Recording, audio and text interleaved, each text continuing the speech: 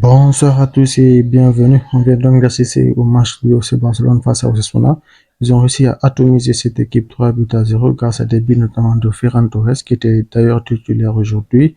Il y a eu aussi des buts de Lewandowski qui est rentré en seconde mi-temps. Donc il y a eu un gros match de Pedri et de Lamine Yamal aujourd'hui aussi qui ont été très très intéressants. Et ce match-là va permettre enfin au FC Barcelone de prendre 3 points d'avance en tant que leader de la Liga. Ils ont maintenant 3 points d'avance par rapport au Real de Madrid qui est le deuxième, bien sûr. Donc là, ça va apaiser un peu les esprits du côté de FC Barcelone malgré les absences, parce qu'il faut rappeler qu'il y avait Rafinha qui n'a pas joué ce match. Il y a eu aussi Arro qui était venu tardivement, qui n'ont pas pu du tout jouer ce match-là, même si Arro, lui, il était sur le banc aujourd'hui, mais quand même, aujourd'hui, les Barcelone, ils ont assuré l'essentiel et ils peuvent maintenant se concentrer parce qu'ils ont un calendrier assez chargé pour la suite de la saison. Il y aura des enchaînements de matchs, notamment en Liga, en Coupe du Roi et en Ligue des Champions, parce que oui, en Coupe du Roi, ils doivent affronter encore une fois l'Atlético de Madrid, qui est un adversaire, comme tout le monde le connaît, très très difficile, et ils doivent aller chercher cette qualification-là à l'extérieur, donc ça ne sera pas du tout facile